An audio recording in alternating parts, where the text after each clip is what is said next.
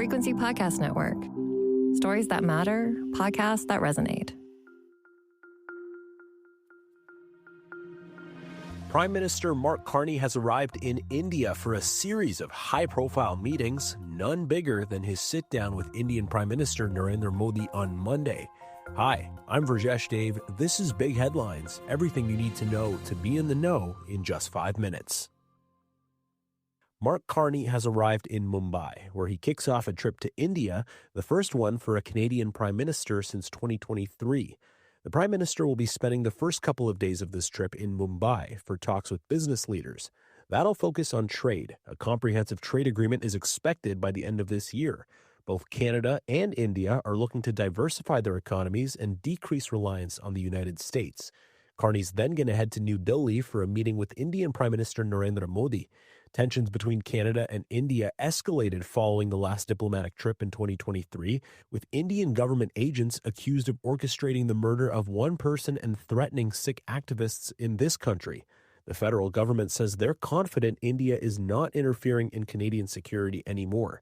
Public Safety Minister Gary Anandasangari says any security issues will be addressed. There's two tracks here. One is to ensure that we have an economic engagement, but we will also have at times difficult conversation around safety and security of Canadians. After the visit to India, Carney will head to Australia and Japan. In the wake of the cartel violence in Puerto Vallarta and a jet fuel shortage in Cuba, Canadians appear to be having a harder time booking or rebooking trips to sunny destinations. Travel experts say the number of places travelers feel comfortable going is on the decline, with many trying to go to the Dominican or Jamaica.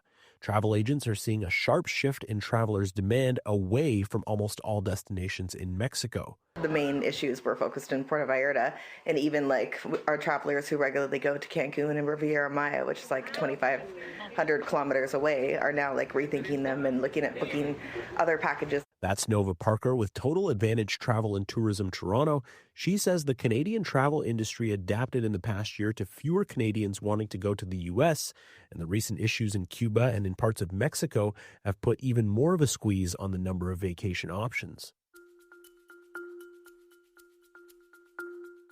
Also making big headlines, it's the Hollywood ending with a twist in the takeover battle for Warner Brothers Discovery. Paramount Global is set to walk away with some of the most historic names in entertainment and news after Netflix dropped out of the bidding battle for the storied Hollywood movie studio. Our Mike Eppel has more on why Netflix bailed. For Jesh, it came down to price and politics for Netflix, with the company saying that the price that Paramount Skydance was offering was not financially viable for them to top at $111 billion. And also, all along, the Paramount Skydance bid, backed by the Ellison family, had the support of U.S. President Donald Trump. The expectation was that if Netflix were to succeed, it would take months to get through the regulatory and legal process, slowing its near-term growth. Netflix says it plans to keep investing in its own business. It spent tens of billions of dollars this year creating films, TV shows, and other entertainment offerings, many of which I'm sure you and I have binged.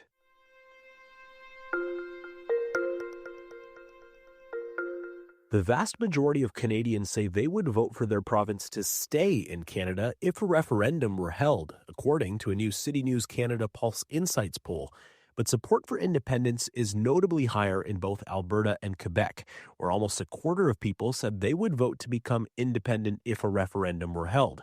Quebec has a provincial election set for this November, and the Parti Québécois has promised to hold a referendum if it comes into power. Pollster John Wright says the results present a clear opportunity for the Prime Minister.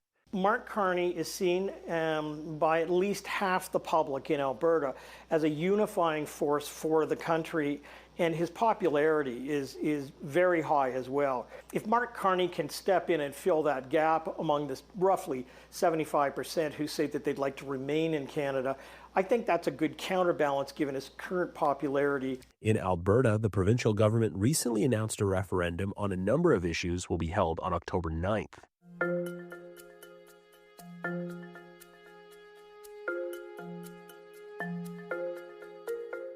A Canadian man has been detained by ICE in Texas since November under harsh conditions. Curtis Wright's fiancé says he faced cold, contaminated water, minimal food, and delayed court dates while trying to return from Mexico. Wright was born in Edmonton, but he's lived in the United States for 30 years and is a permanent resident, with his detention stemming from a decades-old drug conviction. His family's concerned his custody rights for 2 of his children may be in jeopardy if he self-deports to Canada. If you haven't listened yet, today on the Big Story podcast, how former Prince Andrew's arrest could either make or break the monarchy. Host Karen Siolan speaks to journalist and professor Jeffrey Dworkin. You mentioned earlier a long shot scenario of King Charles abdicating the throne. Am I to infer from that you think the Andrew issue will define King Charles's reign? Probably not, but it's certainly a huge problem of perception at this moment. A few months from now, things could be different. Charles could do something that would say that he was going to vacate. I don't know. There are a couple of things that are out there that are in a way unbelievable. One of them is for Charles and Camilla to abandon Buckingham Palace and turn it into a national museum and park, because it would be a gesture of that the royal family has to live differently. And I think that we're going to see a few of those gestures. Whether that'll be enough, I have no idea. You can listen to the full episode wherever you get your podcasts. Now you're in the know. Thank you for listening to Big Headlines. Make sure you follow, share, and review Big Headlines. Today's episode was produced by Felix Slew, and Rika Amaturo is our lead producer. I'm Virjesh Dave. Have an amazing weekend. We'll talk to you on Monday.